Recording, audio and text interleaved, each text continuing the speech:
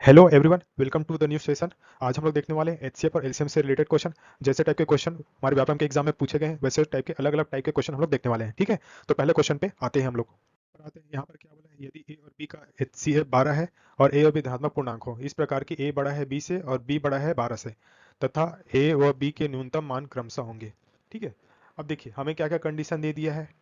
ए और बी का क्या दे दिया है, एच सी एफ दे दिया है, महत्तम समापवर्तक 12 दे दिया है। ठीक है, और क्या बोला, ए जो है बड़ा है बी से और बी बड़ा है 12 से। ठीक है, अब देखिए हम क्या कंडीशन सेटिस्फाई करते हैं। इसको मैं और क्या लिख सकता हूँ, ए बड़ा है लिख सकता हूँ बी से, और क्या लिख सकता हूँ, ए जो है बड़ा है 12 से, मतलब ए की वैल्यू 12 से बड़ी होनी चाहिए। पहले ऑप्शन पे आते हैं, ऑप्शन ए पे जैसे ही आते हैं, हमें क्या है, ये कंडीशन क्या है, ए की वैल्यू 12 से बड़ी होनी चाहिए, लेकिन यहाँ पर देखो ए की वैल्यू 12 से बड़ा नहीं है, तो इसको हम लोग कैंसिल कर देंगे। ऑप्शन बी पे आते हैं। ऑप्शन बी पे देखिए, यदि ए बराबर 24 है तो बी बराबर 12। ठीक है, तो यहाँ पर देखो ये दोनों कंडीशन। अच्छा, यहाँ पर लेकिन ध्यान से देखिए, बी की वैल्यू क्या होनी चाहिए, बी की वैल्यू 12 से बड़ा होना चाहिए, लेकिन यहाँ पे तो बी बराबर 12 है। ठीक है, तो बी ऑप्शन भी नहीं हो पाएगा। सी ऑप्शन पे आते हैं, 24 और 36 है। ठीक है, यदि मैं ए को 24 मान लूँ और 36 को मैं बी मान लेता हूँ, तो यहाँ पे क्या है, बी बड़ा है ए से, जबकि हमें उल्टा प्रूव करना है, मतलब ए की वैल्यू ज्यादा होनी चाहिए बी से। यहाँ पर उल्टा है, तो ये वाला ऑप्शन भी नहीं हो पाएगा। अब डी ऑप्शन एक बार चेक कर लेते हैं। डी ऑप्शन में क्या है, ए बराबर क्या है 36, बी बराबर 24 है। यहाँ पर यदि कंडीशन सेटिस्फाई करने की कोशिश करो तो क्या ए बड़ा है बी से, और क्या देख सकता हूँ, बी की वैल्यू बड़ा है 12 से, है ना, और क्या बोल सकता हूँ, ए जो है बड़ा है 12 से। तो यहाँ पे जो हमारे तीनों कंडीशन यहाँ पर सेटिस्फाई हो रहा है, इसलिए हमारा ऑप्शन डी राइट आंसर हो जाएगा इस क्वेश्चन के लिए। ठीक है, होप आपको ये वाला जो तरीका आपको समझ में आया होगा। Let's come to the next question. यहाँ पे क्या है, दो संख्याओं का अनुपात 3:4 है और उनका महत्तम समापवर्तक 4 है। ठीक है, तो उनका लघुत्तम समापवर्तक क्या होगा, ये हमें बताना है। The ratio of two number is 3:4 and their HCF is 4, then their LCM will be.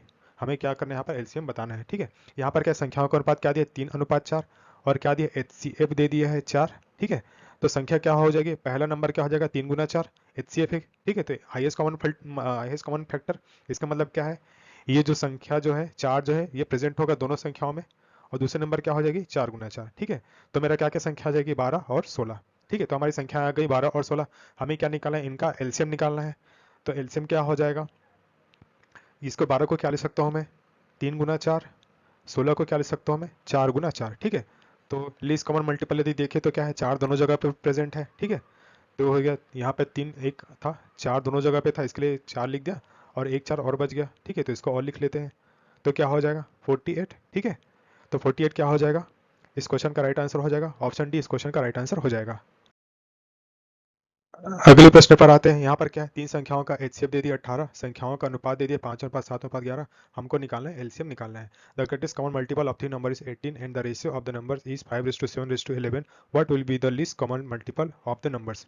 ठीक है, अब देखिए, अब क्या करते हैं, यहाँ पर संख्याओं का अनुपात दे दिया 5:7:11। ठीक है, तो हमारी संख्याएं क्या क्या हो जाएंगी, मैं क्या करूंगा, इस सभी में एचसीएफ का गुना कर दूंगा। ठीक है, तो पहली संख्या क्या हो जाएगी, 5 × 18।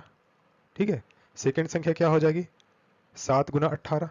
तीसरी संख्या क्या हो जाएगी, 11 × 18। ठीक है, तो ये हो गई मेरी संख्याएं। अब मैं क्या करता हूँ, इस सभी संख्याओं का मैं निकाल लेता हूँ, एलसीएम निकाल लेता हूँ।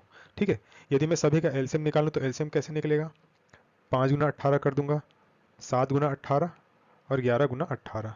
ठीक है, अब मैं क्या करता हूँ, यहाँ पर देखो 18 सभी जगह है, तो मैं सबसे पहले 18 से ही भाग देता हूँ। हम क्या करें, बड़ी संख्या से भाग दे रहे हैं। ठीक है, 18 से भाग दूंगा तो क्या बचेगा, 5 बचेगा, 7 बचेगा, और यहाँ पर 11 बचेगा। अब देखो, यहाँ पर 5, 7 और 11 सभी क्या है, को प्राइम नंबर है। ठीक है, तो को प्राइम नंबर इसका मतलब क्या है, सभी को हम डायरेक्टली मल्टीप्लाई कर लेंगे। तो क्या आ जाएगा, हमारा एलसीएम क्या आ जाएगा, तीनों नंबर का 18 × 5 × 7 × 11। ठीक है, इसको सॉल्व कर लेते हैं, तो क्या हो जाएगा, 18×5 = 90, और ये क्या हो जाएगा 77। ठीक है, और कैसे हल कर सकते हैं, ये जीरो हो जाएगा, और क्या हो जाएगा, 9 7 63 3 6 आ जाएगा, फिर 9 7 63, तो 6930। ठीक है, तो हमारा ऑप्शन है, ऑप्शन ए राइट आंसर हो जाएगा इस क्वेश्चन के लिए। तो इस तरीके से इस क्वेश्चन को बेहद ही आसानी से हम लोग कर सकते हैं। अगले प्रश्न पर आते हैं। अगला प्रश्न क्या है, तीन संख्या 5:6:7 के अनुपात में है, उनका लघुत्तम समापवर्तक 7, 5, 6, 0, तो उनका महत्तम समापवर्तक क्या होगा, ये हमें बताना है। Three numbers are in the ratio of 5:6:7 and their least common multiple is 7, 5, 6, 0। What will be their greatest common multiple. ठीक है, अब देखिए, अब क्या करते हैं, संख्या क्या क्या हो सकती है, यदि उनका अनुपात क्या है, 5:5, 6:7, तो संख्या हो जाएगी 5x, 6x और 7x। ठीक है, यदि मैं क्या करूँ, तीनों का यदि मैं एचसीएफ निकालूं, महत्तम समापवर्तक निकालूं, तो क्या आ जाएगा, x आ जाएगा, क्योंकि x क्या है, तीनों में कॉमन है। ठीक है, अब इसको लिखेंगे कैसे, यहाँ पर क्या होगा, 5 × 6 × 7 × x, ये इक्वल होगा पूरे तीनों संख्याओं के लघुत्तम समापवर्तक है। ठीक है, तो हमारा लघुत्तम समापवर्तक क्या है 7 5 6 0।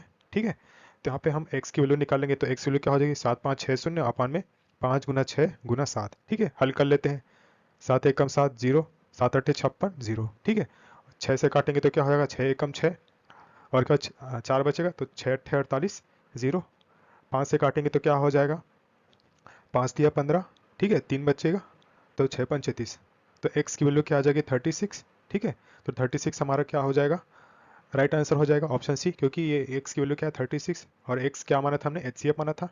ठीक है, तो 36 हमारा राइट आंसर हो जाएगा इस क्वेश्चन के लिए। अगले प्रश्न पर आते हैं। यहाँ पर क्या बोला है, दो संख्याओं 3:4 के अनुपात में इनका लघुत्तम समापवर्तक 84 है, इनमें से बड़ी संख्या कौन सी है ये हमें बताना है। ठीक है, यहाँ पे क्या संख्याओं का अनुपात दे दिया है 3:4। ठीक है, तो संख्या में क्या क्या मान सकता हूँ 3x और 4x में मान सकता हूँ। ठीक है, अब मैं क्या करता हूँ एलसीएम निकाल लेता हूँ 3x और 4x का। 3x और 4x का यदि मैं एलसीएम निकालूं तो कितना आ जाएगा, x तो कॉमन है सब में और क्या है 3 और 4। ठीक है, तो क्या आ जाएगा एलसीएम 12x आ जाएगा। ठीक है, 12x।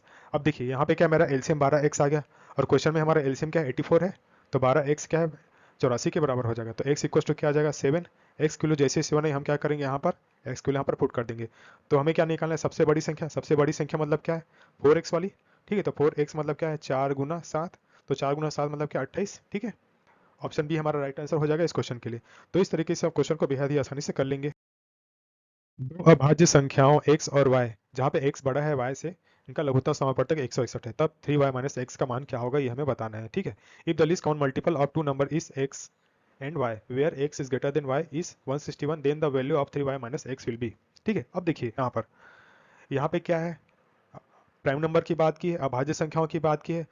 ठीक है, तो किन्हीं दो प्राइम नंबर का क्या है एलसीएम क्या होता है, उन्हीं दो प्राइम नंबर जो है उनका मल्टीप्लीकेशन। ठीक है, प्राइम नंबर 1 और प्राइम नंबर 2 का मल्टीप्लीकेशन ही क्या होगा उनका एलसीएम होगा, LCM of both prime number. ठीक है, तो सेम कॉन्सेप्ट पे बेस्ड होगा। अब देखिए यहाँ पे क्या है प्राइम नंबर क्या क्या दे दिया है एक्स और वाई दे दिए, तो एक्स और वाई इनका एलसीएम क्या दिया है 161 के बराबर है। ठीक है, यदि ये दोनों प्राइम नंबर है तो उनका एलसीएम 161 है। ठीक है, x का मतलब क्या है, ये संख्या क्या है x गुना y होगा, क्योंकि यहाँ पर क्या प्रॉपर्टी क्या है किन्हीं दो प्राइम नंबर का मल्टीप्लीकेशन बराबर होता है उन्हीं प्राइम नंबर के एलसीएम के। ठीक है, अब देखिए यहाँ पे क्या x गुना y बराबर क्या आ गया 161 आ गया। अब इस 161 को हमको ऐसे दो भाग में लिखना है कि उसको गुना करें तो 161 है। ठीक है, यदि हम इसको थोड़ा सा दिमाग लगाएं तो 161 को हम 7 से डिवाइड कर सकते हैं। यदि इसको मैं क्या करूंगा 7 से डिवाइड करूंगा तो क्या हो जाएगा 7 दूनी 14, 2 बचेगा 7 21। ठीक है, तो 23। तो x गुना y को मैं क्या ले सकता हूँ 7 गुना 23। ठीक है, अब देखिए यहाँ पे कंडीशन क्या दी है मेरे को x is greater than y, इसका मतलब क्या x की वैल्यू ज्यादा होगी y से। तो यहाँ पर यदि साफ साफ देखो तो x की वैल्यू क्या होनी चाहिए 23 होनी चाहिए, y की वैल्यू क्या होनी चाहिए 7 होनी चाहिए। ठीक है, अब देखिए हमें क्या पूछा है क्वेश्चन में 3y माइनस एक्स हमें निकालना है, 3y माइनस का x, y की वैल्यू हमें आ गई 7 पता चल गई माइनस एक्स 23। ठीक है, तो इसको करूंगा तो क्या हो जाएगा 21 माइनस का 23, तो क्या जाएगा माइनस का 2। ठीक है, तो ऑप्शन ए हमारा राइट आंसर हो जाएगा इस क्वेश्चन के लिए। होप आपको ये वाला क्वेश्चन समझ में आया होगा। इस क्वेश्चन पे आते हैं, यहाँ पर भी सेम लॉजिक लगने वाला है। ठीक है, यहाँ पे क्या है दो अभाज्य संख्या a और b इस प्रकार है कि b is greater then a, यदि a और b का लघुत्तम समापवर्तक 65 है तो b का मान क्या है ये हमें बताना है। ठीक है, यहाँ पर देखिए कंडीशन क्या दी है b is greater than y, जैसे पहले पिछले क्वेश्चन में किया था वैसे हम लोग यहाँ पर करने वाले हैं। ठीक है, तो यहाँ पे क्या हो जाएगा a गुना b बराबर हो किसके, उनके एलसीएम के, एलसीएम ऑफ a और b, जहाँ पे a और b क्या है प्राइम नंबर है आपस में। ठीक है, अब देखिए एलसीएम कितना दिया है 65 दिया है, तो 65 को मैं क्या ले सकता हूँ 13 गुना 5। ठीक है, अब यहाँ पे कंडीशन क्या दी है b की वैल्यू क्या है बड़ी है a से, मतलब b की मान क्या होना चाहिए 13 होना चाहिए और a की वैल्यू क्या होनी चाहिए 5 होनी चाहिए, मतलब b आ गया मेरा 13, a आ गया मेरा 5। हमें क्या निकालना है b की वैल्यू, तो b की वैल्यू क्या आ गई 13, ऑप्शन ए हमारा राइट आंसर हो जाएगा इस क्वेश्चन के लिए। ठीक है, okay that's it for today. Hope आपको आज का वीडियो अच्छा लगा होगा। यदि आपको आज का वीडियो अच्छा लगा तो चैनल को लाइक शेयर और सब्सक्राइब जरूर कीजिएगा। Thank you, have a good day.